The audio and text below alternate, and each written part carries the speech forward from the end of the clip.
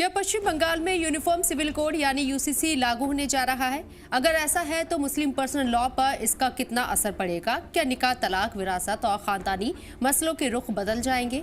आज के इस वीडियो में हम इन्हीं सवालों के जवाब जानेंगे।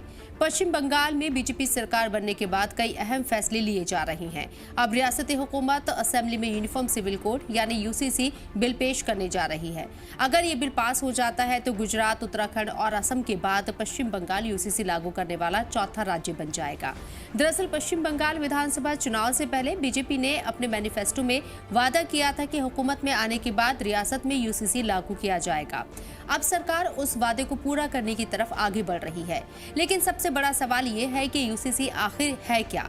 यूनिफॉर्म सिविल कोड एक ऐसा कानून है जिसके तहत निकाह, तलाक, विरासत, जायदाद के बंटवारे, बच्चों को गोद लेने और दूसरे खानदानी मामलों के लिए सभी शहरी पर यकसा सिविल कानून लागू किया जाता है, चाहे उनका मजहब कोई भी हो। फिलहाल हिंदुस्तान में अलग अलग मजहबों के लिए अलग अलग पर्सनल लॉ मौजूद हैं।